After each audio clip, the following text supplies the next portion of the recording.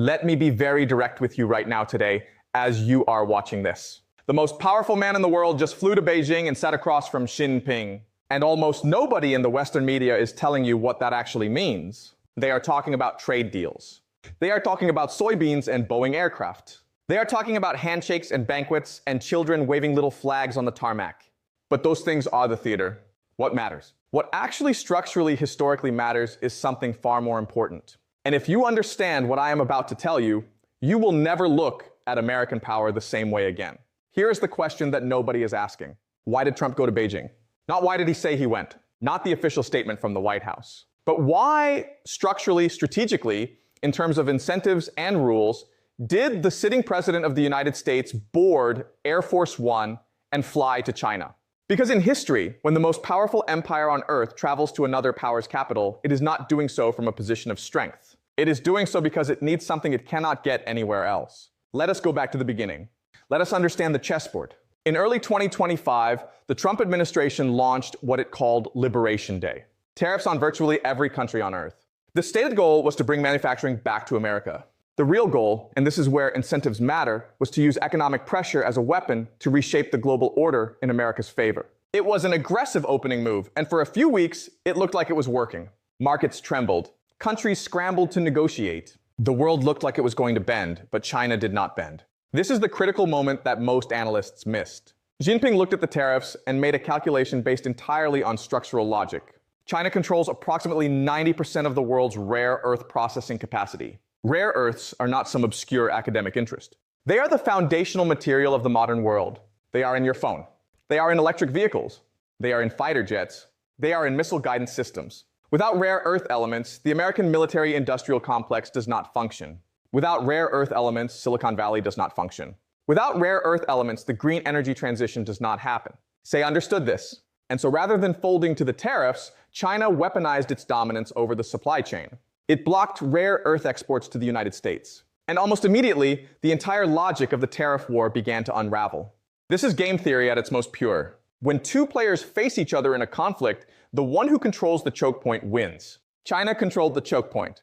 The United States did not have a choke point of equivalent leverage against China, not in the short term. And so a truce happened. They met in South Korea at the APEC summit in October 2025. Tariffs were suspended. The trade war was paused. And Trump, who had come into office promising to crush China economically, found himself sitting across from Xi Jinping in Busan, South Korea, working out a deal. But that is only the first layer of the story, because now there is a second crisis running simultaneously. And this second crisis is what truly explains why Trump flew to Beijing this week. The Iran war. In late February 2026, the United States and Israel struck Iran. Trump had predicted it would be over in weeks. The calculations were based on the assumption that American air power could destroy Iran's military capacity rapidly, force a regime change, and reopen the Strait of Hormuz. That assumption was wrong. Iran had been preparing for this conflict for 20 years. Iran's allied militias, the Houthis, Hezbollah remnants, and proxy networks across the region had spent years studying American strike patterns, studying Israeli tactics, and developing asymmetric responses. And so instead of a quick victory, the United States found itself in a war of attrition. The Strait of Hormuz remains closed. The Gulf energy infrastructure is under sustained pressure. The global economy is feeling the shock. Now, here is where it becomes absolutely critical that you understand the geometry of the chessboard. China is the largest consumer of Iranian oil, with roughly 90% of Iran's oil exports going to Beijing. The closure of the Strait of Hormuz is an existential economic threat to China's trading partners, to the Gulf states, and ultimately to the global energy market that all of China's export markets depend on. China does not want the strait closed forever, but China also does not want to be seen as doing America's work for it. This is the tension inside the Chinese strategic calculation right now. CNN. And so Trump flew to Beijing with what every analyst agrees is his most urgent hidden agenda to ask China to pressure Iran into reopening the strait. Beijing residents whom journalists spoke to voiced little appetite for China becoming more involved to end the Iran war, reflecting a broader instinct of frustration with Washington and a strong preference for neutrality. She knows this. And so he used this moment of American need, to extract maximum concessions. CNN. Look at what happened before Trump even landed in Beijing. Even before his arrival, Trump had made significant concessions to China, agreeing to sell NVIDIA's advanced AI-powered semiconductor chips while suspending a $13 billion arms sale to self-ruling Taiwan. Read that again. The United States, which for years had used semiconductor export controls as its primary technological weapon against China, agreed to sell China's companies the most advanced AI chips available. And it suspended arms sales to Taiwan. These are not minor concessions. These are structural concessions that shift the balance of power in the Pacific. Time. Now, why did Trump agree to this before even sitting down for the meeting? Because of the leverage dynamic, China feels confident enough to stand up to Trump on key issues, including sanctions, technology controls, critical minerals, and Iran. The Chinese side did not need to threaten anything openly. The structural reality was sufficient. You want help with Iran? Here is the price. And Trump, who frames everything as a deal, paid it. Center for Strategic and International Studies. China released its first quarter 2026 GDP growth data shortly before the visit, showing 5.1% year-on-year expansion, while US first quarter GDP growth came in at only 1.8%.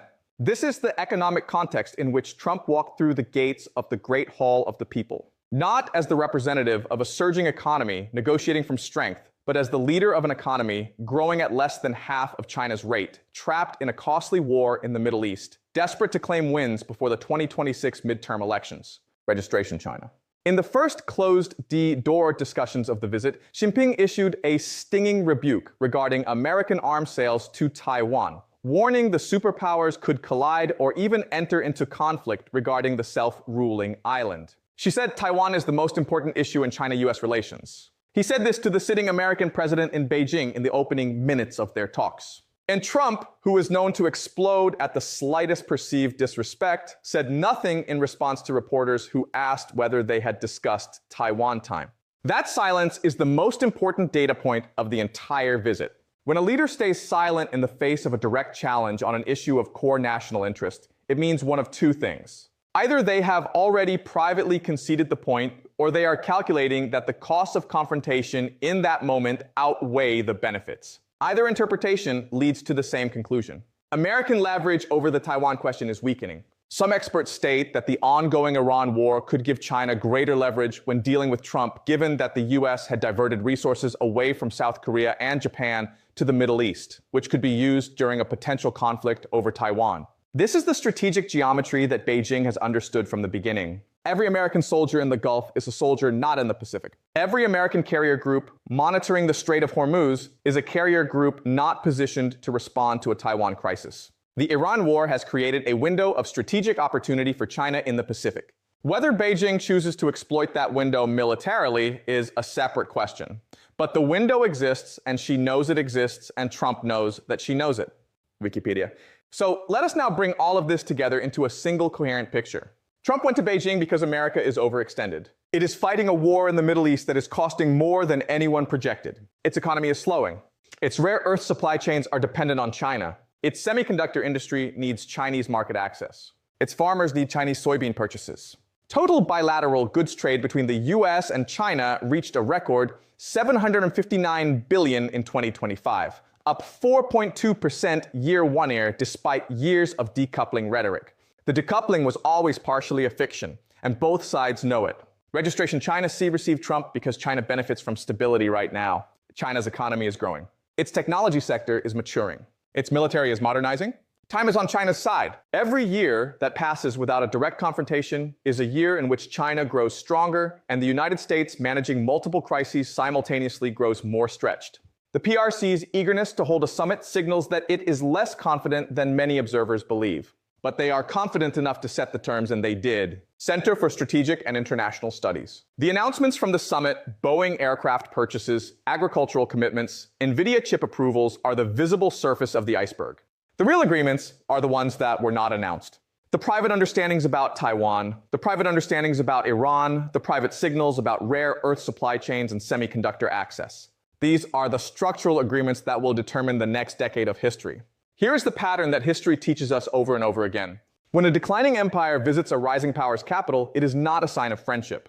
It is a sign of transition. It is a sign that the center of gravity in the international system is shifting. It happened when Britain came to Washington in the 1940s. It happened when the Soviet Union sent delegations to Beijing in the 1950s, only to find that the Chinese Communist Party had its own strategic logic and would not remain a subordinate partner. And now it is happening again. The rules of this game are simple. Power flows toward those who control choke points in geography, in technology, in resources. China controls rare earths. China controls Iran's economic lifeline. China controls the manufacturing base of the global economy. The United States controls the dollar, the deepest capital markets on earth, and the most powerful military in history. But a military currently stretched across two theaters simultaneously. Trump made deals in Beijing. He touted them as victories. He pointed to Chinese commitments to purchase 200 Boeing aircraft, saying, "That's a lot of jobs." He will return to Washington and claim the trip was a triumph of American negotiating power, and his supporters will believe him. But underneath the triumph, underneath the pageantry and the children waving flags and the dinner in the golden room of the Great Hall of the People, the structural reality is unchanged. America needed this meeting more than China did.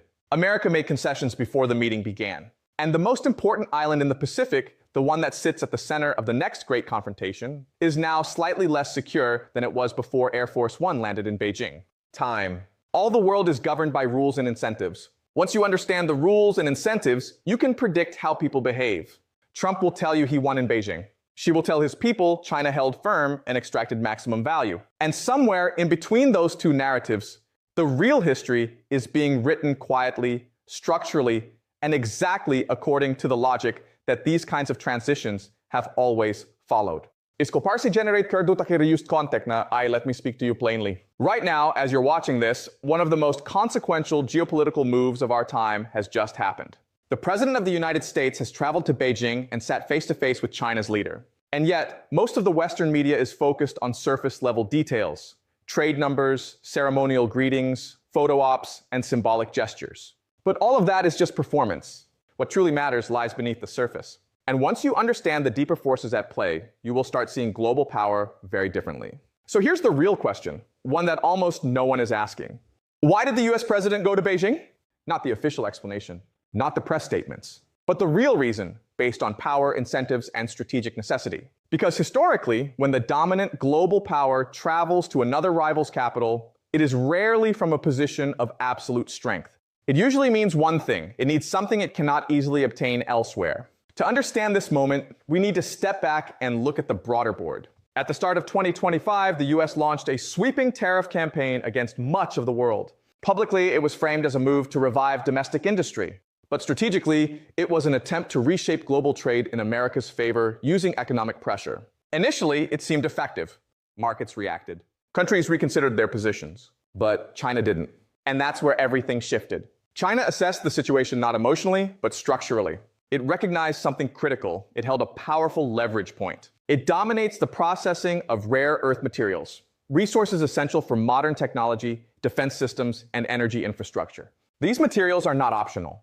They are foundational. So instead of backing down, China tightened control over exports. And almost immediately, the balance of power in the economic standoff began to change. This is basic strategic logic. When one side controls a critical bottleneck, it gains the upper hand. The US didn't have an equivalent pressure point, at least not in the short term. So tensions eased, negotiations resumed, and both sides paused their confrontation. But that was only the first layer of the story. Because while that economic struggle was unfolding, another crisis emerged, far more destabilizing. The conflict involving Iran. What was expected to be a short, decisive operation turned into something far more complex. Instead of a quick resolution, it evolved into a prolonged, draining conflict. Key global trade routes became unstable, and energy markets began to feel the strain. Now here's where the strategic map becomes crucial. China is a major buyer of Iranian oil. Stability in that region matters deeply to its economic interests. At the same time, China does not want to appear as if it is acting on behalf of US objectives. So it finds itself in a delicate position, balancing neutrality with influence. And this is precisely why the visit to Beijing matters.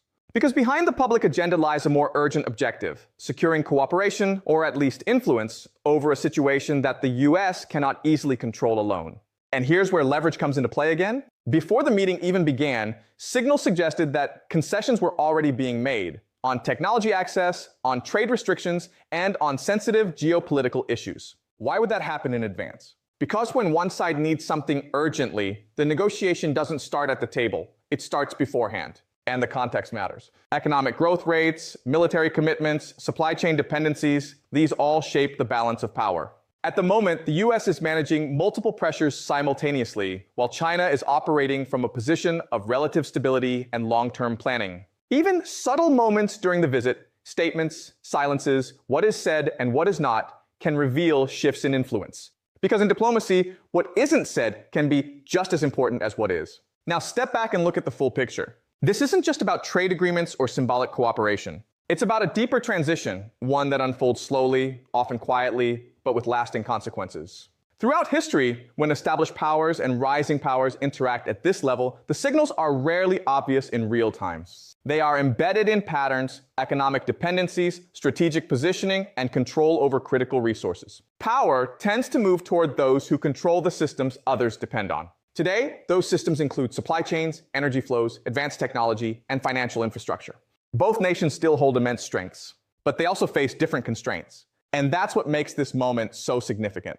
Publicly, the visit will be framed as a success. Announcements will highlight cooperation, economic benefits, and diplomatic progress. But the deeper reality is more complex. Because beneath the agreements and the headlines, the underlying balance of power continues to evolve.